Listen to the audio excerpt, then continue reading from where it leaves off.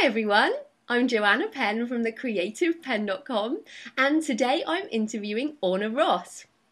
Orna is the author of 6 literary novels as well as creative non-fiction and poetry, and she has experienced every side of the publishing journey. She's also the founder of the Alliance of Independent Authors. Now I'm going to talk about publishing,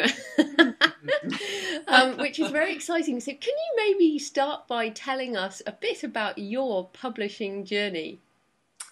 Yeah, well, I'm interested in you talking. I keep coming back to the last question to answer the one you're asking, but blogging. Blogging was just, in my publishing journey, was just absolutely revolutionary because I came from traditional publishing. I began as a freelance journalist and I moved on into various shades of media, editorial. I was an agent. For some time I ran a writing school. I've really been embedded in media, publishing, journalism for over 20 years.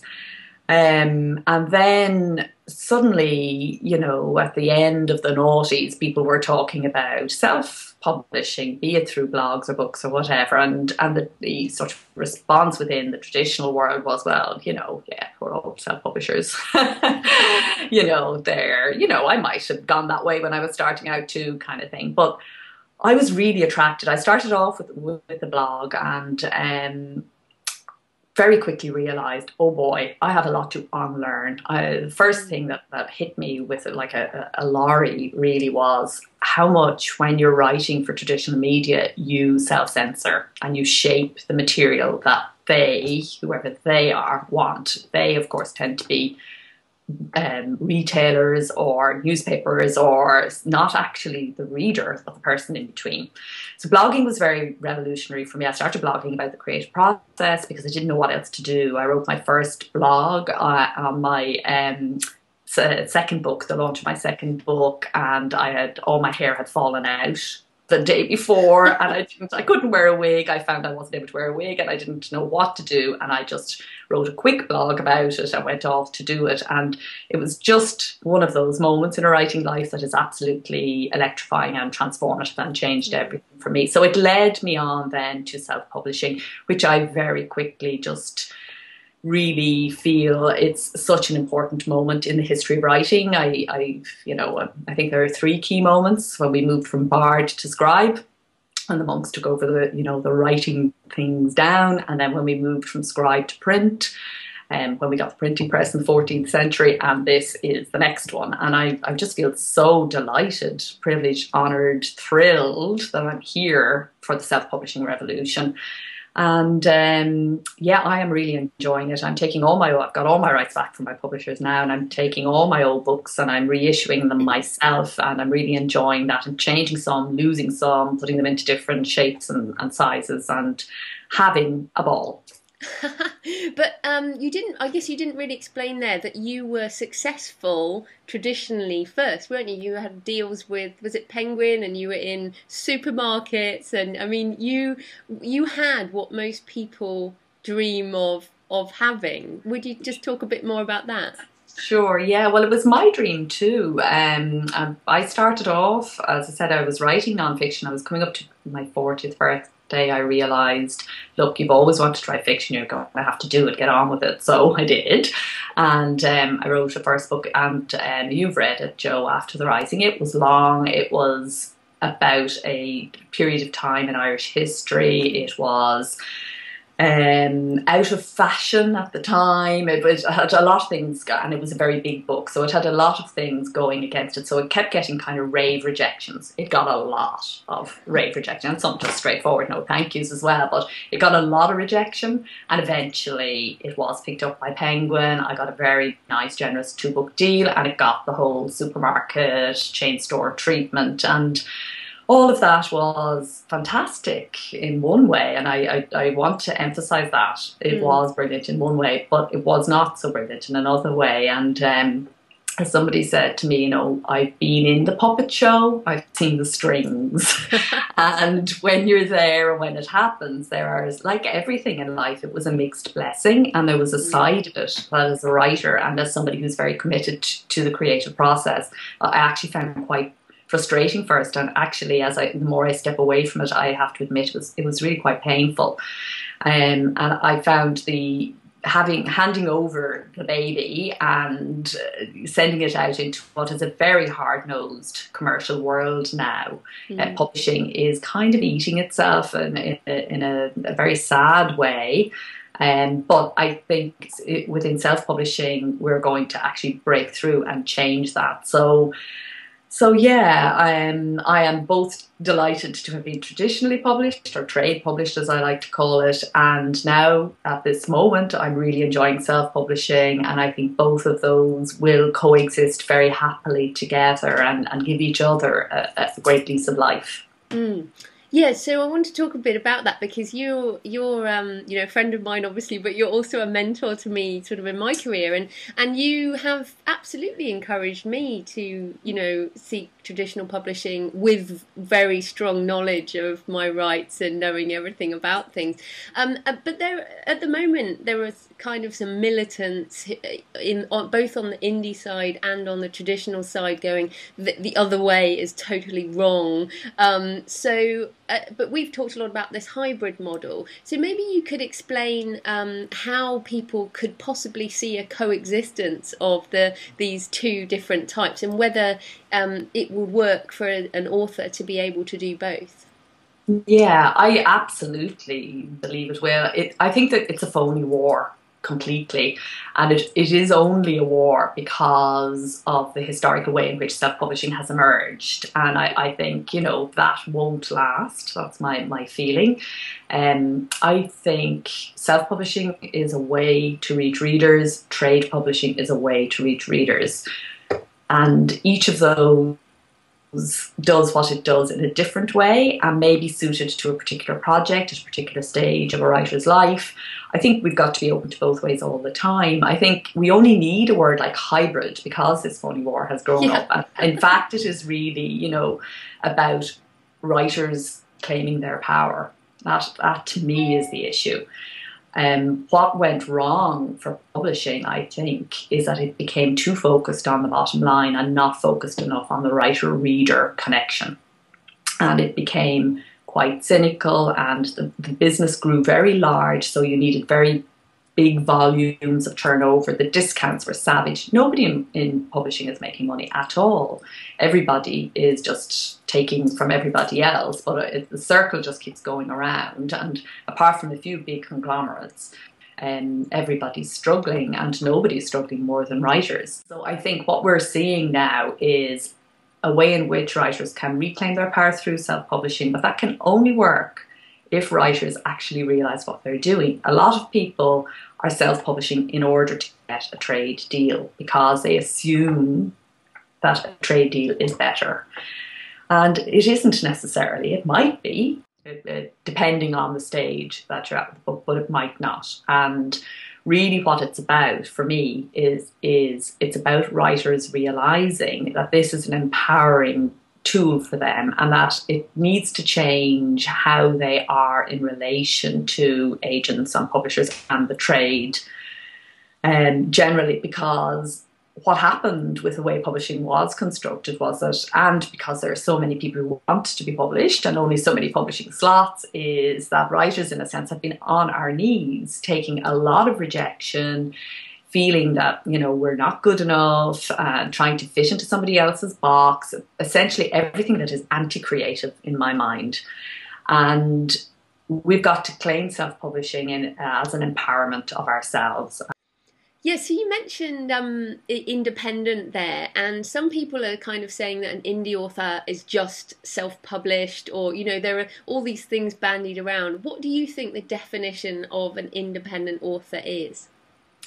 For me, an independent author is somebody in service to the book, the creative director of the book from the start, from the concept right through to reaching the reader and that connection. And that's the bit that I found painful to be cut out of, in a way, with the Penguin. I mean, it interests me that a marketing team will sit down and have a discussion about how to sell this book and how to get it to readers and so on. And the very last person they would allow into that meeting would be the writer. That's a mistake, I think, a real mistake, and that's something that self-publishing allows us to rectify. So an independent writer, to my mind, may work with a trade publisher, may sometimes work with a paid publisher, may try to do it in as DIY a fashion as possible, you know, be very, very indie spirited about it. It can be any of those things, but key to it is that you see yourself as a creative director, that your vision is something that partners must buy into, and that buying in must be reflected in the terms, conditions, contracts and so on that are signed. So it isn't just a way to get into doing things the way they've always been done. That is a waste of an opportunity for writers, and if that's the way this goes, that's a real tragedy as far as I'm concerned. It's got to be about writers realising that actually we probably know best, contrary to received publishing wisdom. We probably do know what our reader likes. And because we've got a global market now, there are enough readers to sustain each writer who takes the trouble to go out and reach them with their work.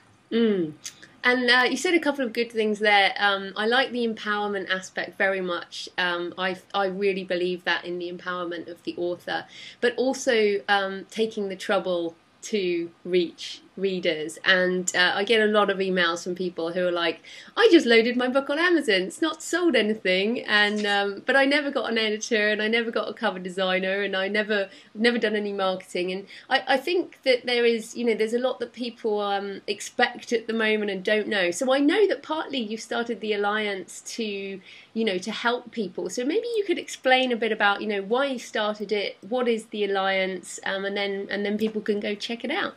Sure. Well, I was very sort of only just self-publishing, just beginning on that trip when I thought, well, you know, what we need here is a sort of an alliance of writers, a non-profit association of writers working together for each other, because self-publishing is full of people who have no interest in publishing at all, no interest in writing, no interest in readers. They just want to make some money, and now, you know, this is a growth area in terms of income. So I went looking for that and didn't really find what I was looking for, and thought, oh gosh, you know, we need this, so here goes. Essentially, that's how it happened, and just kind of dipped my toe in the water to see what other writers, other indies felt. Was there a need for it? How would we like to set it up? I approached people like yourself and others who were doing a really good job in this area to see if we could pull together a team of advisors who would be able to give. See, there's no shortage of advice out there. That's not what people are suffering from. People are suffering from too much advice and too little time, and it's really about how you can make a life in this indie world that works for you. And that's what people are not doing. You've got the problem at one end of the scale that you're talking about, where people are disrespectful really of the reader. They think, I'm going to publish, they're like kids really, I'm going to do my book, and you know, look, isn't it great, and everybody here take one, and really only mummy is interested. And then, you know, all the way through to people who are really just emulating what's already there, which is another problem of a different kind, trying to be almost too professional.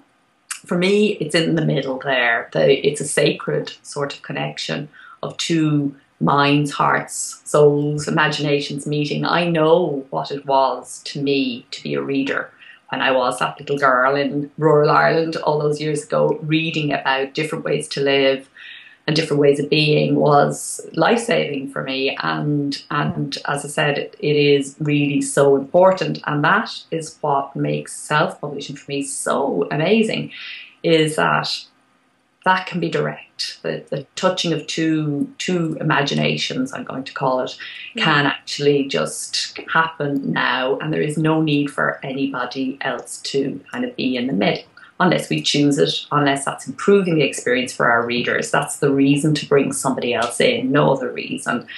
So the Alliance is there to essentially to help people to do that well, to do it ethically, responsibly, and you know, to embrace the responsibilities as well as all the joys of self-publishing, because they are legion, they are many, and to help each other to do that, because it's a very fast-changing world, lots of information out there, and it's very easy to get lost, to get overwhelmed, and to give up, frankly. So it's about support, collaboration, connection, cross-promotion, anything that we can do as we work together. And it's also about being a bridge between the self-publishing writer and the existing literary community, reading agencies, libraries. You know, there is already a very vibrant, structured literary community out there, festivals, conferences and so on, and self-publishers need to be there on equal terms, not off in some sort of publishing ghetto. So it's very much about bringing that together as well. And I think we also want to try and change the impression, I guess, that a lot of the industry has of self-publishing, don't we? And we were at the London Book Fair and you did a marvellous launch, and I'll point people at the other video we did that day.